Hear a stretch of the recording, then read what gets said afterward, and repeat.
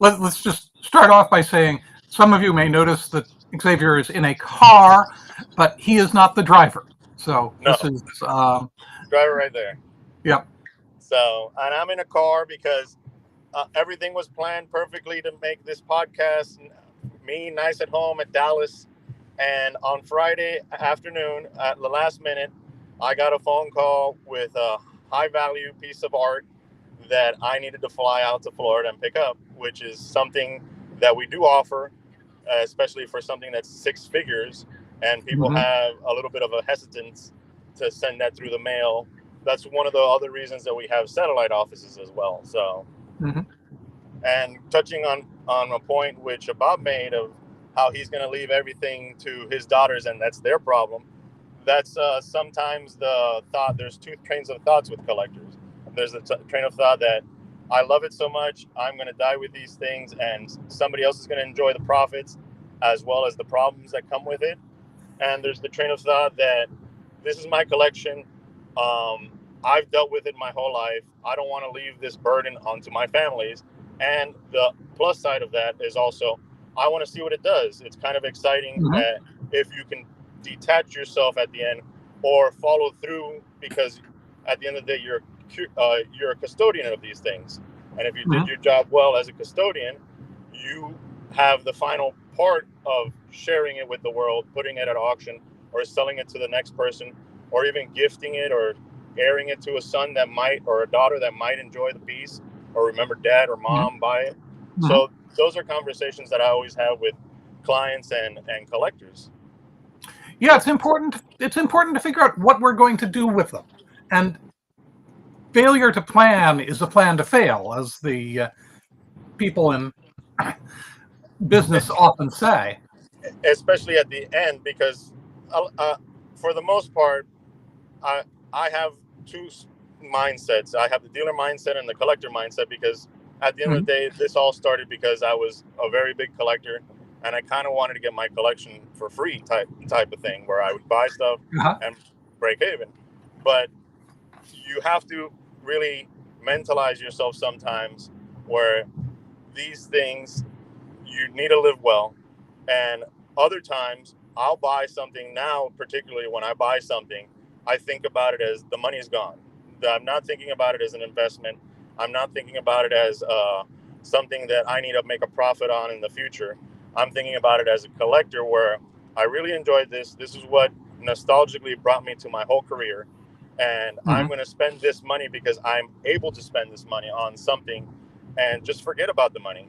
And at the end of the Hmm. day, when I do sell it, when I finally come full circle, when I'm an old man or whatever, of saying, "Oh, I did a good job," or "I it didn't sell for as much as I bought it, but the difference of the money was the price of enjoyment for myself over all those years." So Yeah. you can't take that away either, because at the end of the day, we're a society that is, we use a lot of stuff like the cell phones and computers and stuff Hmm. like that, and we'll upgrade. There's certain a correlation of mentality with that. With at least what I do sometimes, well, I'll upgrade a piece of art or I'll upgrade a comic book because that's the one I want. Now I just trying to find a better one and Hmm.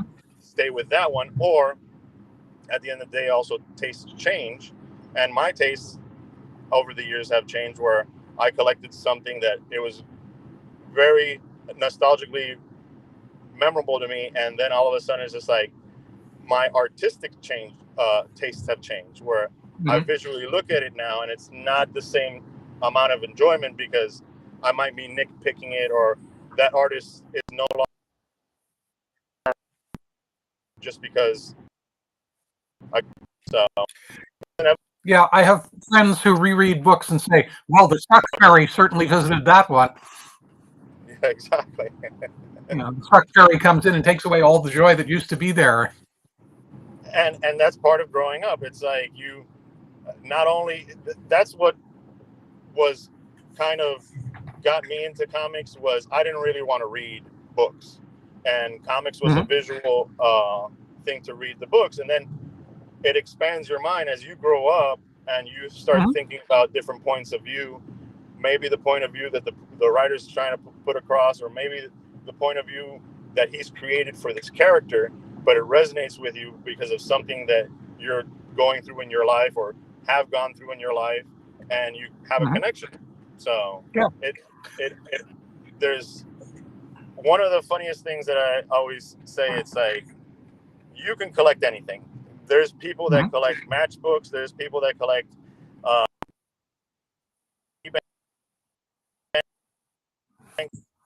a way of and making sense of some kind of genre. They will collect it. So yeah, even if they can't, they'll try. Well, and that's one of the things, like, because we're pattern making civilization, you know.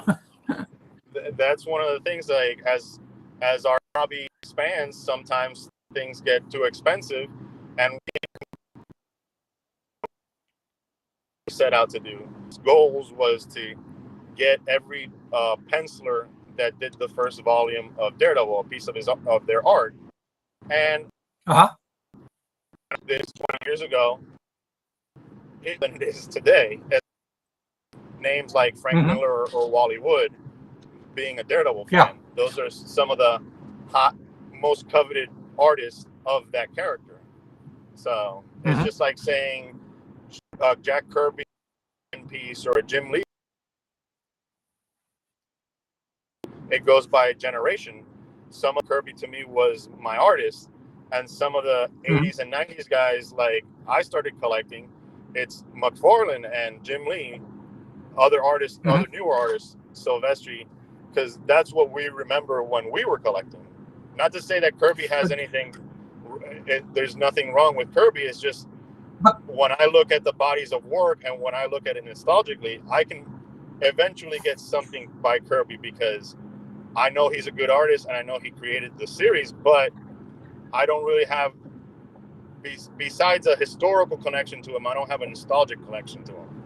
So Kirby is a fascinating person to point to because you were talking about the ways our artistic tastes change as we grow older. His art changed incredibly significantly throughout the decades when he was working. Absolutely. You know, look at the stuff he was doing with the Forever People as opposed to the stuff that he was doing in the late 60s as opposed to the early 60s. And it also goes to the inkers, because there's the arguments of that Vince Colletta ruined all of Kirby's pencils because it was just a job. He wouldn't fill in some of the background detail. They would erase those pencils. Whereas some people consider Mike Royer his best inker, and it's Mike Royer only came in with the DC stuff. So you have to pick and choose. And some of these guys, absolutely, they did a great job inking, but Kirby is Kirby is one of those artists that you can point to, and it's almost like saying in fine art of Picasso or Norman Rockwell, where they went through so many eras of the industry, because he started in Golden Age, and his Golden Age art, if you can find any of it, is very different than his Marvel Silver Age, than his DC stuff, and even going into some of the independent stuff like he did with Destroyer Duck and Continuum and all that stuff. And some of that has to do with the inkers that inked his work. So, but then you also get people like Ditko who changed significantly over time.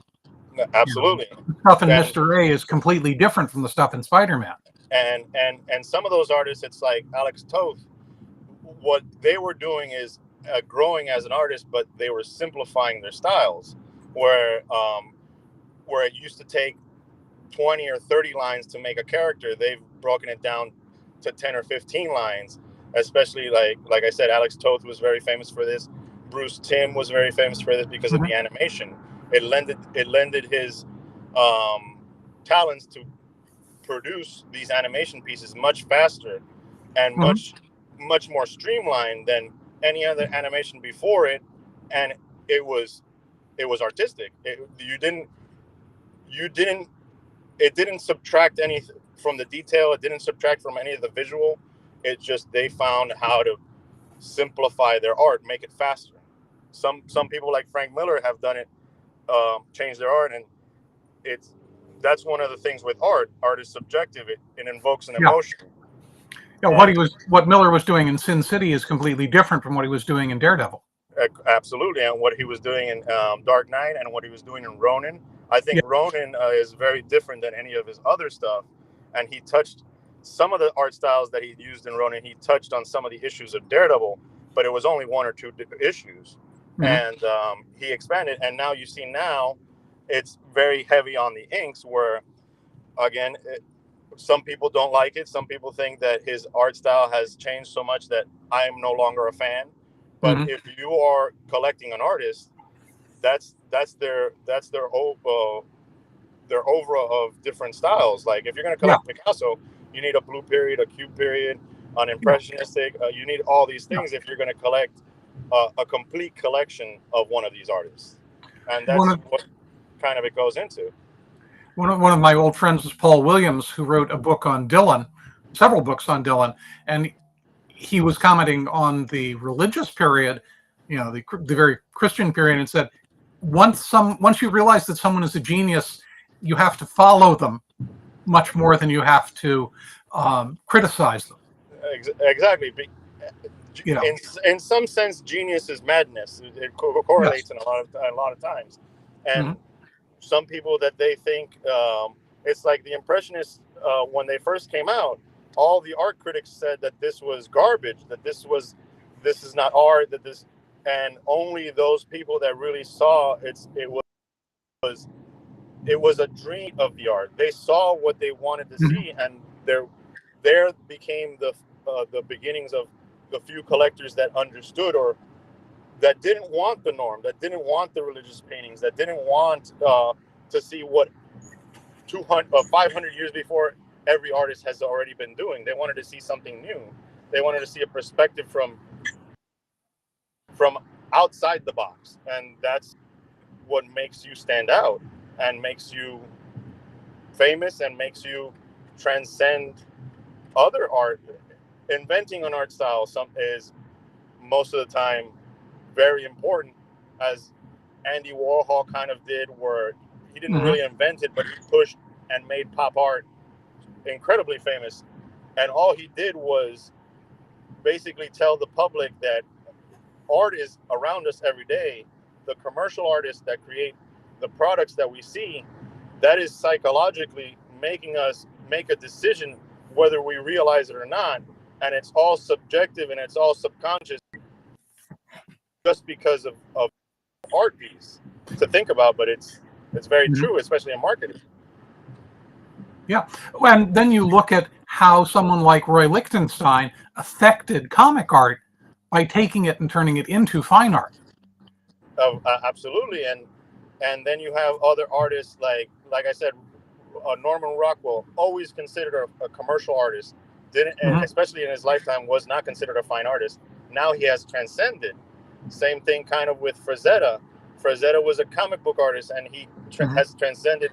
Oh, he just didn't do comics. He did movie posters. He did fine art. But it was all kind of sword and sorcery. But it's Hmm. still fine art. It's like Alex Ross. I've always said Alex Ross is a Hmm. fine artist that just decided that his joy was going to come from making comics and superhero paintings that look like fine art. And Hmm. he's one of those people that I think has transcended from a comic book artist into an illustrator, into fine art. Well, the same thing with Maxfield Parrish, of course. Oh, absolutely. You know, Absolutely. there's a whole set of history of this, and it's interesting to look at the children's book illustrators of the early 20th century in the context of the way the art world was changing to deal with Impressionism. And again, and not only Impressionism, it Art created Deco and Art Nouveau. Yeah. Art Nouveau, Deco through afterwards, but it expanded the idea of where these creative minds didn't have to be restricted by what came before, kind Hmm. of thing, and and that's one of the reasons today modern art is more popular than the religious art that has been around for thousands of years. Hmm. Most of the religious art, when you see big prices, is because a museum bought it. It's not because a private collector bought it. Now Yeah. you see these prices for, like you said, Liechtenstein, Andy, Jean-Michel Basquiat, all these modern Hmm. artists from the from the late 50s, 60s, and 70s. Mhm. There's a Martha Rothko selling for 20, 30, 40, 50 million dollars. Mhm. That's what those people with money want on their wall, rather than having a religious scene, or a Madonna with a child, or a war scene, or Mhm. a ship battle, because those were all kind of genres in painting that were famous at one time, and Mhm. they're still sought after. They still sell for a lot of money, depending on what Depending the on who art it is. is, yeah, Yeah, but yeah. it's not as popular as the newer art. Mhm. One of the people in the chat commented on gnashing his teeth about the early Marvel comics that their mother made him throw out. And that's You know, and which that's is a in common terms of thing. comics and in terms of collectibles, often an issue. You know, it's the two major things that destroy comics are the kids who bought them and their mothers who threw them out. Well, I destroyed all of my comics. and that's kind of across the board, because I've heard stories with their baseball cards or their sports cards, and mostly it's with the comics. But that also created the the collector. That also created the market for all this stuff, because Mhm. those kids, us, when we got disposable income, we were so connected with that, and we were so heartbroken by losing them, that we then sought out and started our collection again, or replaced the books that we once had, or like I did once I found art when I was 17. I moved from collecting the comics to collecting the art. It it's like the golden age. The reason Yeah. those books are so expensive and so rare was because of the paper drives in the war, was Mhm. because That's they were part of it. destroyed, was because they were recycled. And Yeah. now the few people that want to complete, the collectors that want something, or the investors even that wants a trophy piece or a show piece or a conversation piece, there's only like we always say, there's only on the census action ones, there's only about 80, and Yeah. thought to known to exist, there's 100 or less. Mhm. It's And and there's more than 100 people that want it. yeah, and there's more than 100 people that have the money to buy it as well, Yeah. which is impressive to the extent of the value of those of that piece. So Yeah. Someone in else in any the chat condition, because commented that his comics would be worthless. He wore them out reading them. I thought that about my comics too, but then I dug through and I found my copy of X-Men #1 that was missing the cover, missing the outer wrap, and I still sold it for $700.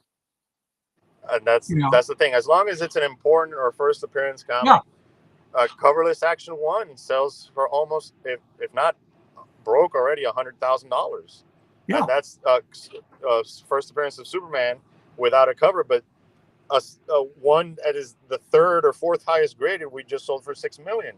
So yeah, that's to show you the difference. yeah. Just somebody wanting and have a copy, and I Mhm. think to a certain extent, as the generations go on, the comic books are going to be the new rare books. Like they're going to replace, comic book collectors are going to be in the future what book collectors are today, where there's a lot. We sell rare books all the time. We sold an Origin of the Species by Darwin, Yep. and it sold for 200 and something $1,000. And we sell a first edition Harry Potter book for $500,000. Yeah. That's More to than show that you now. Yeah.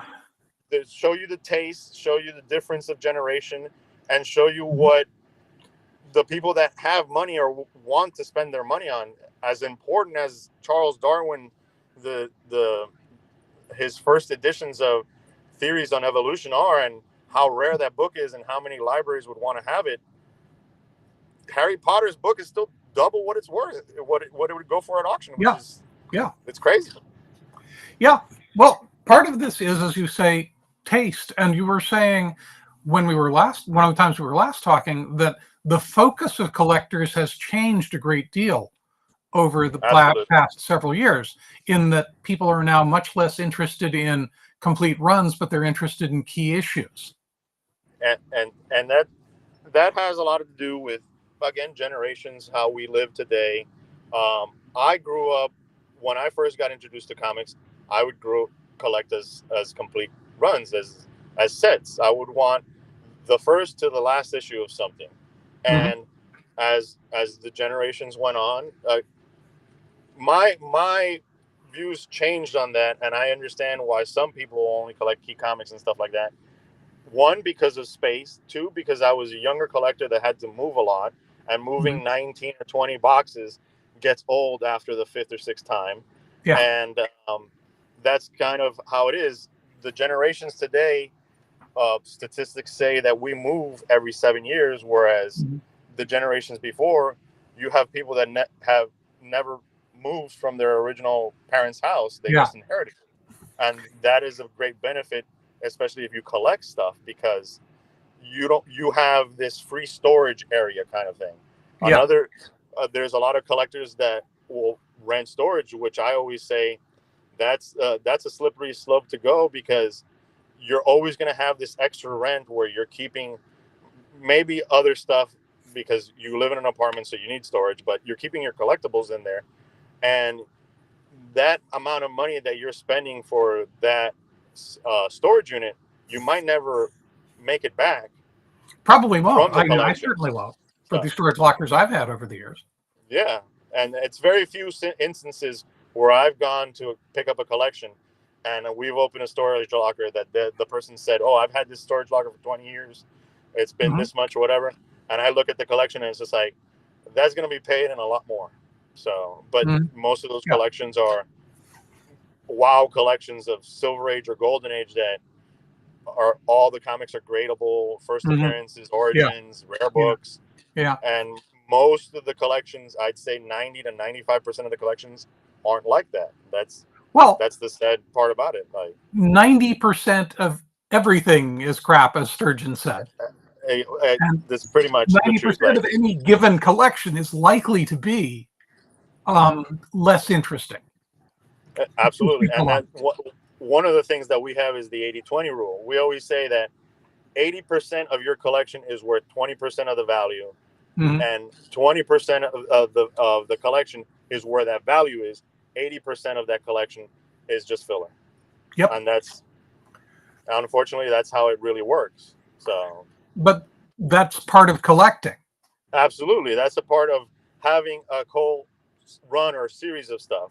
Hmm. Now that has changed, where people just want the best of the best, especially if you're going to be spending the kind of money that you have to spend on some of these things. Hmm. So it's absolutely like me. I at one point had about 100 pieces of art, and throughout my collecting, have handled personally where I've bought and sold about 350 to 400 pieces. Hmm. And today I only have about 40, and Hmm. those 40 are of course choice pieces. But when I spend money on something, like I said, it's something that I really am missing in my collection, and I'm not thinking about it as, oh, this money I need to make it up somehow or something like that. I Hmm. have this money, this is what I want, and this is goodbye money. Like like Yeah. if I'm going to gamble, it's just the difference is I'm gambling with an asset kind of thing where I'm buying Hmm. something I like. It's gonna be it can be an investment, and it can pay out, but I'm not looking at it like that. Like I said, I go into gambling when I'm going and play cards with my friends. All these This is the $20 that I'm willing to lose. If I make money, I keep on playing. If I lose the $20, I say, okay, guys, good night. Yeah. Yeah. So someone just commented in the chat, a moving company once looked at my belongings and called it trash. I replied, it's my treasure, so start packing. And that again, Right. it's always the old expression: one man's trash is another man's treasure. When I Yeah. was a kid, I that was one of the things that I loved to do, and it actually was more. I think it was more prevalent when I was a kid than it is now, because I don't see as many. But I would be a little dumpster diver. I would see Oh, yeah. somebody that had a pile of trash out on their house, and if it looked like some stuff was usable or there was furniture and stuff like that, I would Mhm. stop and go through it, because you never knew what you would find. You never knew if that piece of furniture was something that, oh, I can use this, and now I just saved $100 from buying something from IKEA or something. So I was at a recycling center looking, looking at the paper bin and discovered a complete run of the Darkover newsletter, the Marion Zimmer Bradley self-published fanzine, and we pulled those out and sold them for $100. That's the kind of thing I remember all the time. Like, one of the best things that I ever got was a record collection. Somebody, I guess they had inherited the house or something. Literally, on the side of the road, there was about those wooden boxes. I forget the name, but they look like banana crates. Mm-hmm. There was about 12 or 13 of them full with vinyls, and I stopped the car, I picked those up, and I put them in my store. I mean, I would sell one of those for $3, $4, $5. Some of them I even sold for 10 because it was a good artist, or it was a compilation of Billy Joel's greatest hits or something like that. Yeah. Again, we waste. I grew up. My father's a little bit of a hoarder. The person that I learned everything from is a little bit of a hoarder. And they grew up in a time period where stuff, not to say that it was the Depression, but they grew up with their family that was the mindset. And I saw that mindset, and it's like, you got to evolve a little bit. I was just like, it's a good mindset. There is stuff that is worth it, it's worth me holding on to because it's going to be useful for me. But I just can't keep everything, because one of the thoughts of my father is, oh, I got this because maybe one day I can use it. And I'm like, I'm not gonna go down that rabbit hole. If I'm gonna take something, it's just like, I know I can use it right now, or I know I can use it as a piece of furniture or something like that. Or it's something that you'll get value out of having. Exactly. Or that I can sell, because sometimes I've been able to finagle where I've been able to sell something, and then you have extra funds to buy something you really want. So I've one of the things about running a store is you can't pay what you're going to sell it for. Absolutely. And that's one of the things that was kind of difficult when I had a store, explaining that to people.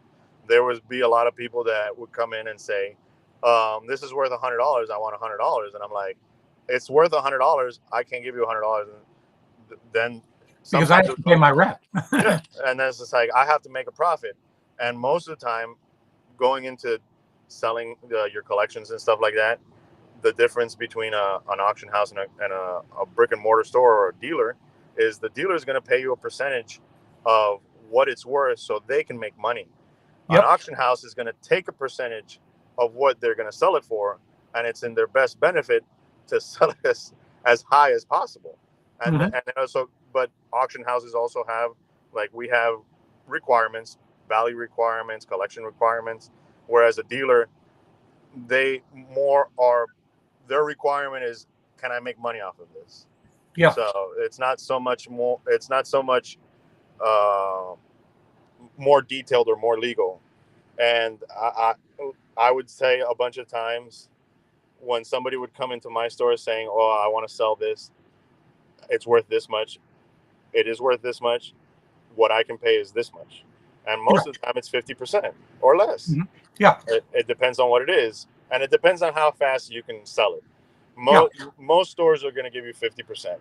Now, if somebody is savvy and the person selling is not, they might tell them, oh, I can pay you 25%. Now, so if the seller's savvy and they have an X-Men one, like your example where it was $700, I know I can sell this tomorrow for $500 or $700. So I might pay 75% of what it's worth, or 80% of what it's worth. It just depends on again, it's the breakdown of the mentality and how much profit I need to make, or the person selling needs to make. So, whereas an auction house, I'll take in something on consignment as long as it meets the requirements, and I'm going to do my best for that to sell as much as possible, because the more you make, the more the percentage I'm going to get, because it's going to be, the standard rate in comics is 15%. So if something sells for 1,000, you're getting 850. I'm keeping 150. But if it sells for 10,000, you're getting 8,500, and I'm getting 1,500.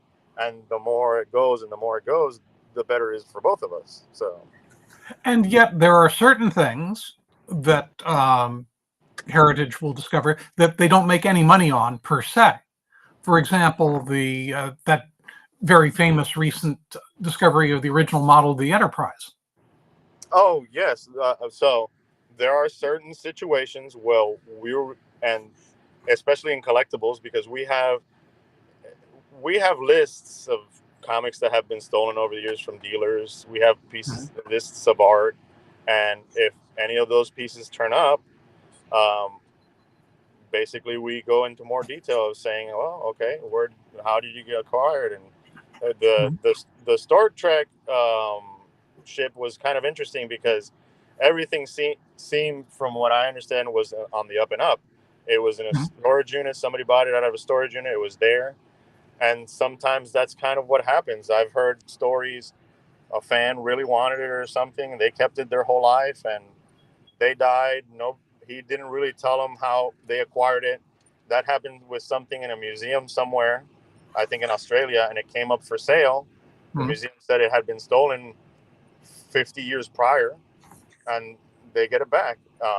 That person that bought it in good faith loses their money, which sucks. Or sometimes there's an arrangement where we've had arrangements where something has been stolen. For example, it happens all the time with the art loss registry and the Nazi looted pieces of Mhm. art. Yeah. Um, since it's been so long, the families, when something turns up, it's they contact the family, and most of the time the family will say it's been so long that and the person that owns it is usually a rich person. For the Mhm. most part, on the up and up, Yeah. and they will make a deal where, okay, we'll split this 50-50 or 30 Mhm. 70 or whatever, and the original family is made whole. The new collector again didn't lose money, and everybody's happy, and the piece goes to another collector that's now going to enjoy it and take care of it. So Yeah. it, And there was a recent case a couple of years ago of someone who found a Stradivarius that had been stolen in their family, in their family stuff, and eventually went back to the people who, actually had owned the violin originally. yeah. But there's also the case. I've sold through you various things, several Tim Kirk paintings, and I don't think I told you this, but I sent Tim a royalty on them. I I think sent him, you've mentioned it, and there's other clients that have done that before. yeah, More I sent him famous, 10% of the value as the person who actually created it because he deserves it. yeah, and it's been so long also. And again, in Europe, that's a little bit more common. In California, they tried to pass it. I think that failed, but They did more. pass it, and it Oh, it got did. repealed. Okay, okay. Hmm. But more famously, the one that recently did that was Neil Gaiman. Neil Gaiman Yeah. sold a bunch of his stuff, and he's a very big proponent of that because he's not. He is very lucky to have had the artist that he had to create the comics, and Hmm. he realizes that as a creator, and certain people like Michael Zulli is not doing as well as he used to, and he wants to help him. And a lot of the stuff that he sold, all of it had percentages going to the original artists. So Hmm. you can do. I recently had another consigner that he had bought something a long time ago, and he was very happy while he had it, and he made a lot of money. And he was discussing, can you send him a check? And I was just like, I can't send him a check, but you can take your check and you can give him a percentage if you want. And that's what he went and did. He Hmm. contacted the artist again after all those years, and he said, I sold it. This artist wasn't so happy that he sold it and he made so much money, but then he goes, look, give me your address, I'm going to send you this much money. So Hmm. he was a little bit happier at least. So, but that's not very common either. So Well, we wouldn't have this stuff if it weren't for them. absolutely. And sometimes we've done charity work where most famously we recently sold the Nobel Peace Prize from the Russian journalists. That we sold it for over $100 million. That all of it went to the Ukraine effort against the war. we Hmm. we donated our services to that, and basically the whole full amount went to charity. And we've Hmm. done that certain times. Uh, most recently, I did one with Stan Sakai because on the Maui fires, he's Mhm. really connected to Hawaii. He has, I think, family over there, and he wanted to do something, so he created a specialty piece of Usagi Yojimbo, sent it to us, saying, "Will you auction this?" Saying it's for the Maui fire relief, and we said, "Absolutely." That's again, he's a creator in the industry. He's a famous creator with a famous Mhm. creation, and if if if Neil Gaiman would have said something like that, or any of the other people in the industry that have name recognition and their pieces sell for a good amount of money, we're absolutely more than happy to to do our share of charity work as well. Yeah, So but you know, it doesn't work for the average person. no, that Not by absolutely any is means. not. This Yeah, is similar to one of the other things we talked about, which is many times auctions will put together a lot, a run, for example, and the auction price will go for what the best single item in it would go for. correct. And that happens more often than you think because, and those are the situations where we're as experts, we actually break down most of the time where we cherry pick just for Mhm. time purposes, just for value purposes. I'll look at a collection. Most of the time, I'll tell them the 80-20 rule. I will take 20% of your collection and maximize the value, and you're going to get 80% of the value. But the other 20% or the other 80% of the collection, I recommend you selling as bulk to a comic book store or donating it and getting a tax credit for it, Mhm. or even a lot of people say, "Oh, I'm not going to deal with it. I'm going to throw it away."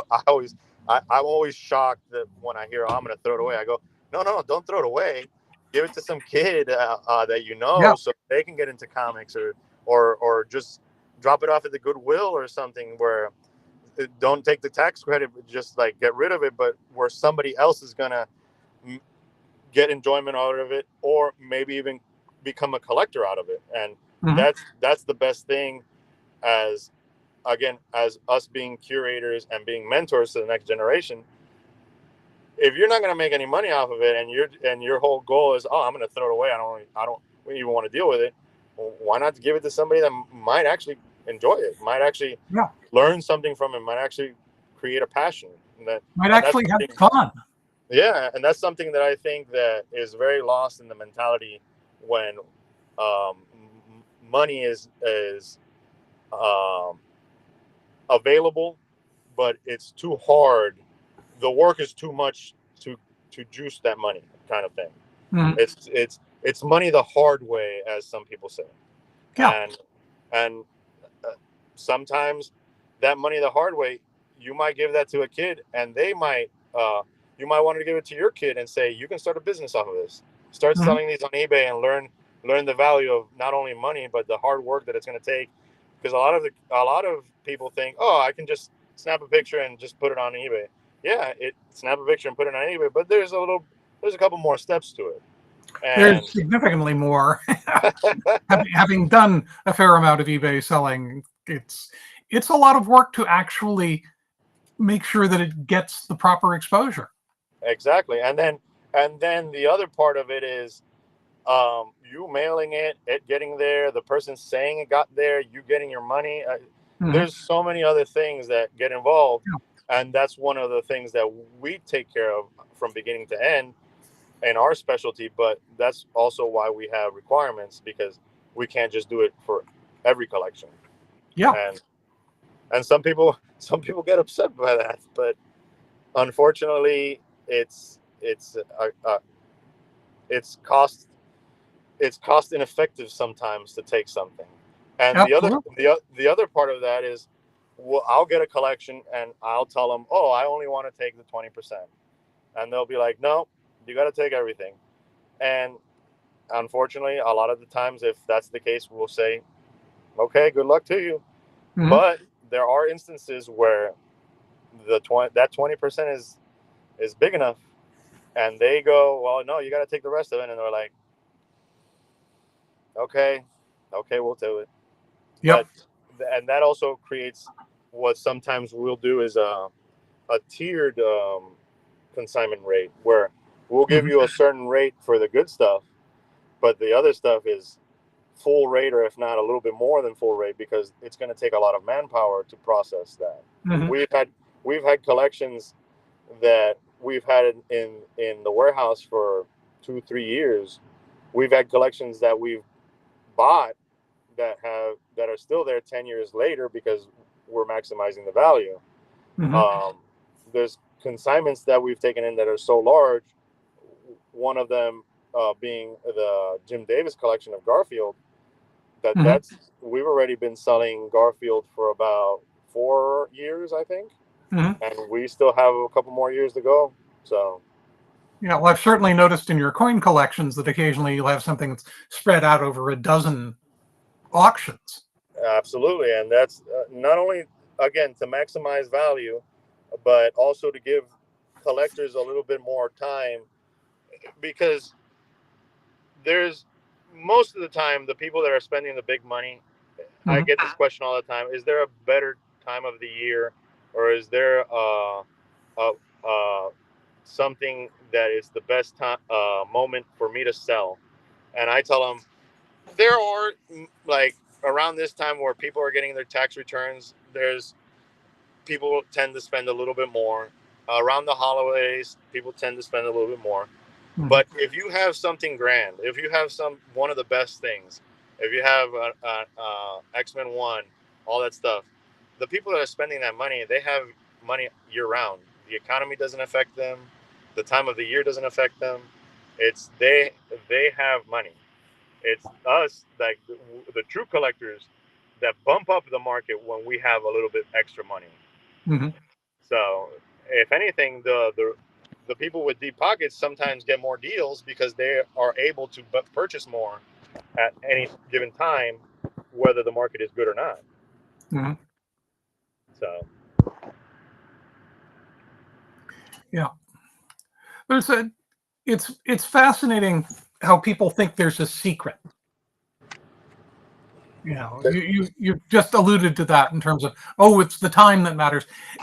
So much of it is just a matter of luck, and there are so many variables that you can't really, it's like trying to play the market, you I, know. or the like Bitcoin. One of the things that's recently, um, a lot of people have said the Bitcoin market inflated some prices, and it, to a certain extent, it's true. Like, because people have all of this extra Bitcoin money, now there's more money for them to spend on collectibles. But art, for example, the transactions that we had last year of Bitcoin across the board of all our auctions, I think was less than 1%. Hmm.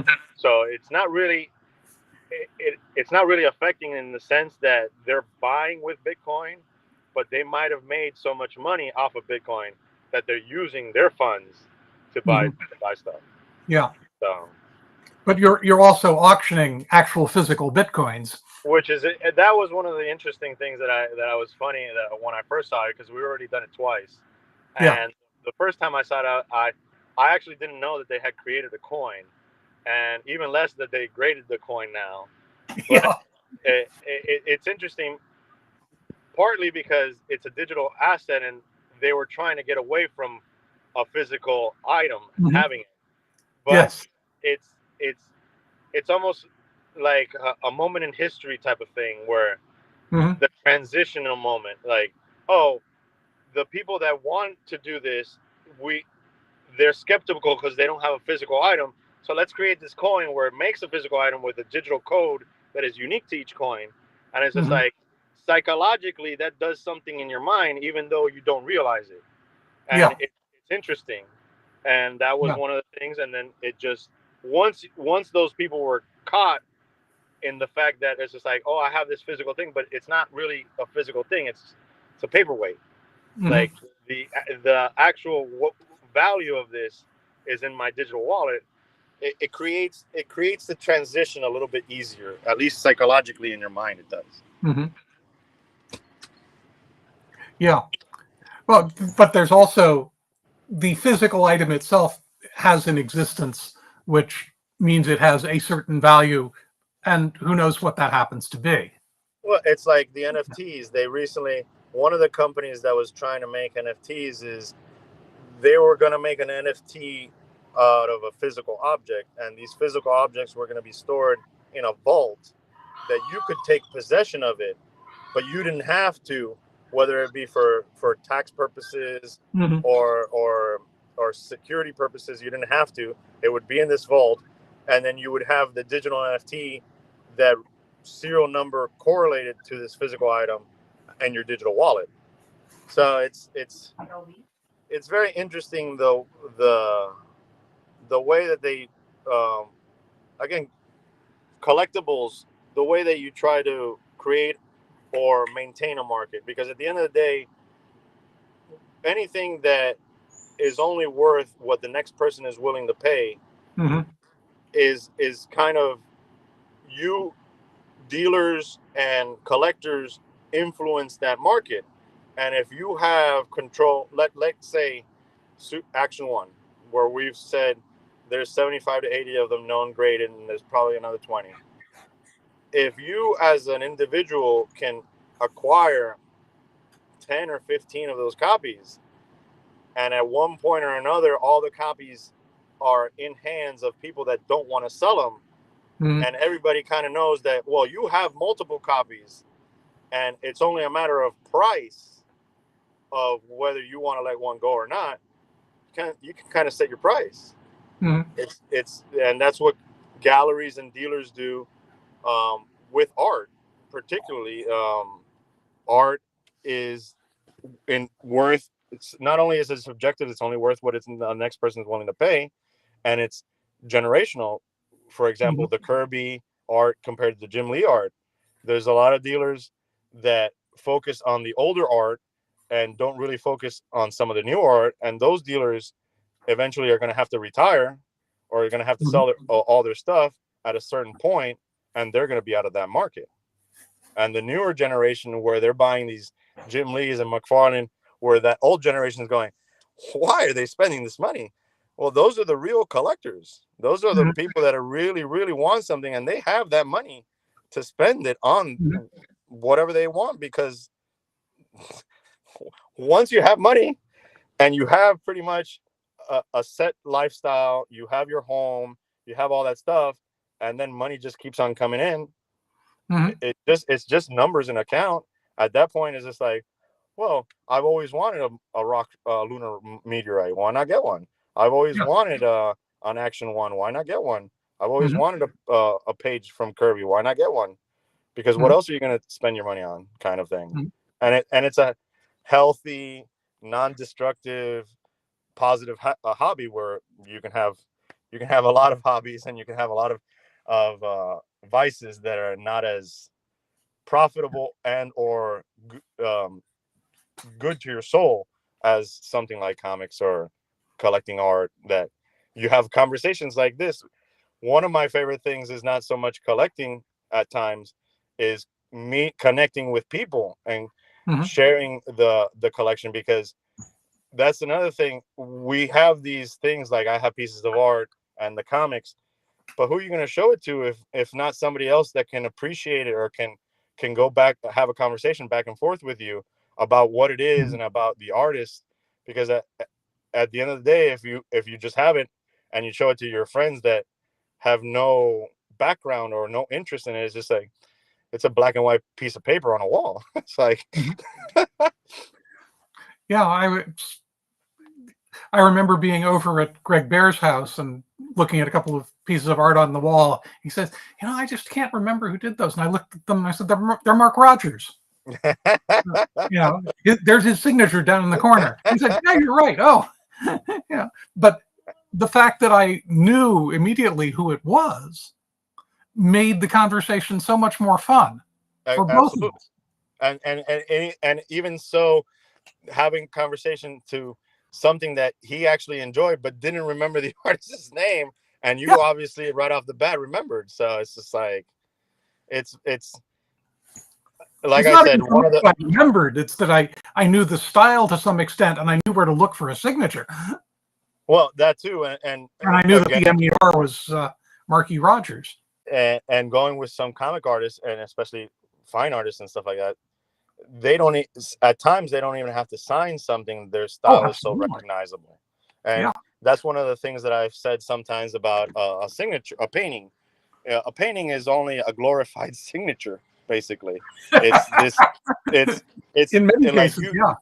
yeah, you collect, like people collect artist rock stars or celebrity signatures and stuff like that, Mhm. and people collect paintings. And a painting, yeah, you have the artist's signature on the painting, but the painting itself is kind of the artist's signature if he's good enough.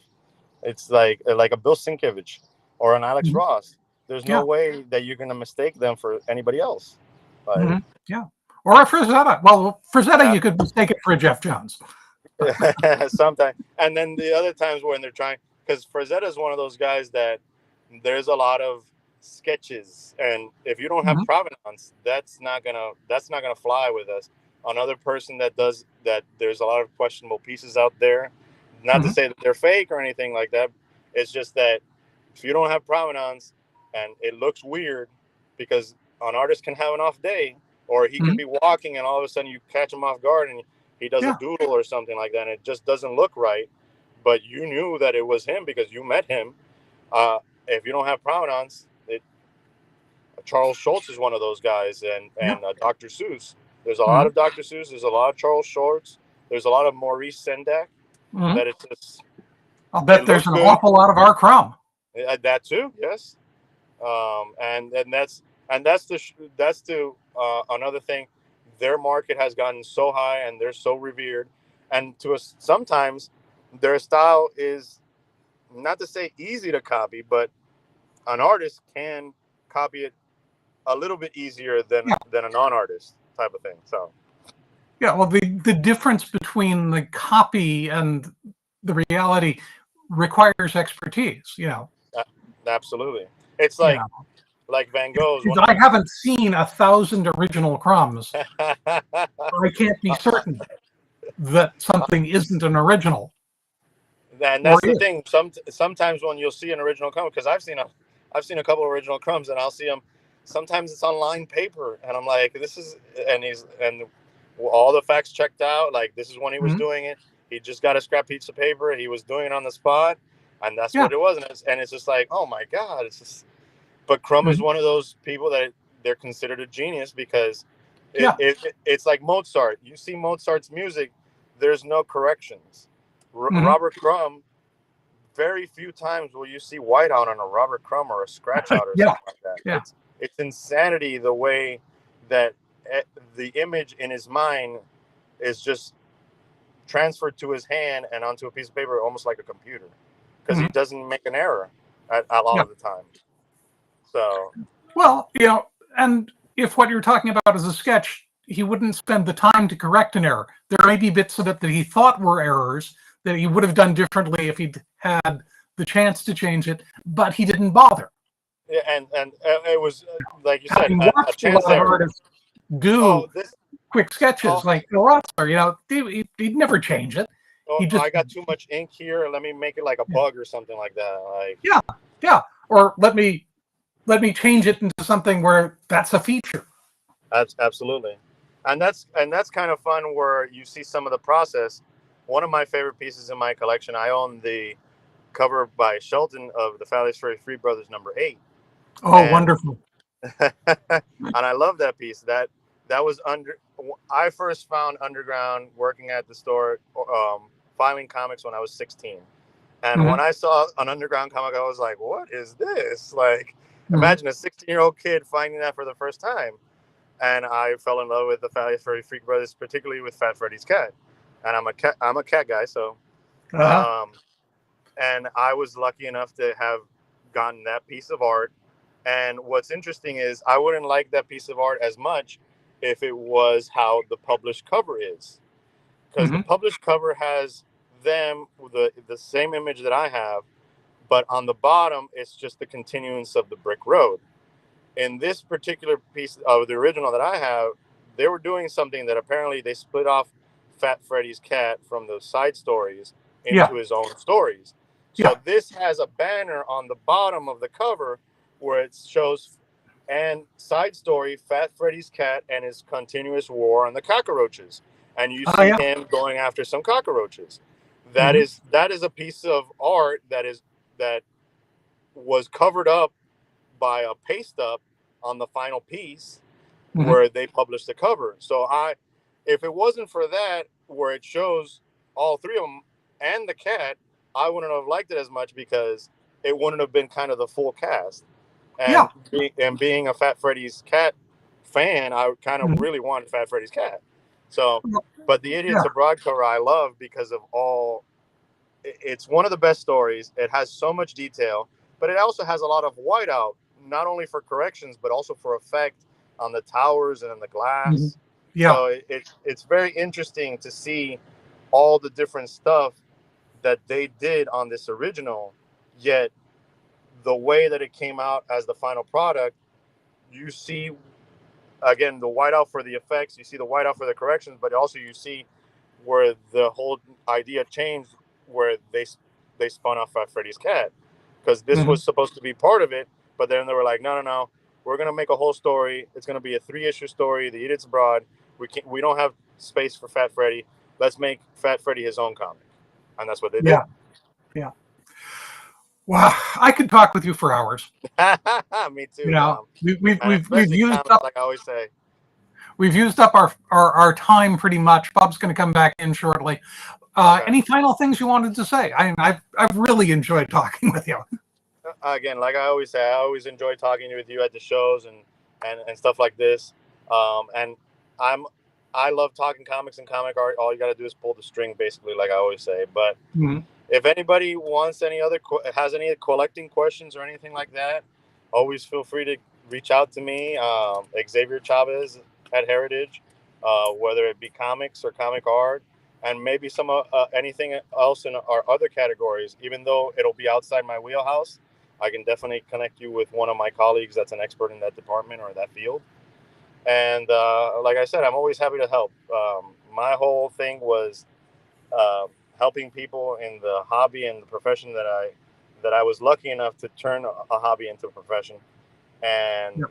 most of the time, the reason I chose this and continue to do this to the day is it's a lot better than a normal 9 to 5. And the conversations I have with people are a lot more co- meaningful and connectful just because of the common ground and the background that we have as a passion with the collectibles and the comics. So I my favorite stories are always the ones that are I helped somebody because they really needed it, or they either really needed the money or they really wanted to finish their collection. I've also helped, whether it be from our auction house or I have friends that I'll contact them and say, I know you were looking for this particular piece. This dealer has one up for sale if you want to take a look at it, or this person has one up for sale. Or sometimes I'll be like, Yeah. oh, we finally got one for auction. It's going to be coming up in the next auction. Start saving your money or start seeing what you can sell, because sometimes, for example, myself, I need to sell or I need to save up or I need to make a payment plan on most of the stuff that I am missing or I need from my to Right. finish my collection, because I pretty much have gotten or have gotten lucky enough to get the stuff that And is affordable. with artwork, you need to make space on the wall. That's also true. That's also true. Well, let's get Bob back in, and we will say thank you again. This has been wonderful. Oh, it's And again, it's a pleasure, and Oh, thank you for inviting. oh, you're so Xavier, it's welcome. been a wonderful conversation. And do me a favor, if you ever find a first edition dust cover from The Great Gatsby for less than $20, send it over. I'll Uh, I'll I'll, I'll buy it immediately and mail it over. yeah, thank you. That's a good man. I just bought a replica for my wall Okay, cool. because that's a beautiful thing about collecting. You can have it, or you can have something that looks a lot like it. Absolutely, and it's just, again, I have my favorite painter is Van Gogh. I can't afford a Van Gogh, but I have a nice reproduction that I bought where China makes all these reproductions of famous paintings, and it's an oil painting on a canvas drop, and I have it like it's my personal little Van Gogh. I've actually seen the original Van Gogh at the MoMA, and that was I had to be. It was funny. I was removed from the front of the painting because I was taking up too much time and standing there for 15 minutes just staring at it, looking at the details. One of the things that a lot of people don't notice is Van Gogh. There's parts of the canvas that don't have paint. It's actually empty, and it has yellowed over the time, almost like a tanning effect. And unless you go and see it, you don't really know that. And my replica doesn't replicate that. They just paint a painting that looks like the Starry Night. And again, it's like you said, I can't have the Starry Night, not only because of the amount of money it's worth, sits in the MoMA, but I can definitely have a very nice, accurate replica. So, well, and that's just as nice. That is spectacular, and it is so good to see that you've got the enthusiasm and the appreciation of the art that passes through your world. Oh, and covers. And so I know that you could wax poetic about it. I've listened to you and Tom here. But first off, I got to say is I have to kind of cut it short here because I am doing the uploads this morning for the Madam President, which has been in long production.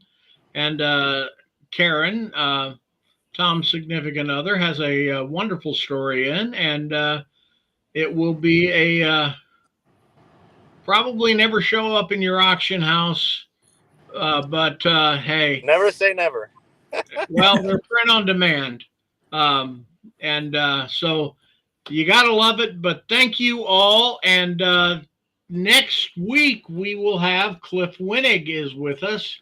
And Cliff always has a wonderful show for us. And if I could get into my email right now, I would tell you what it is. But all I'm going to say is Cliff Winnig, and kind of like saying Tom Whitmore. That's enough. So thank you all. And anything to say, Tom? Other than thank you all for listening, and we'll see you again next month. All right.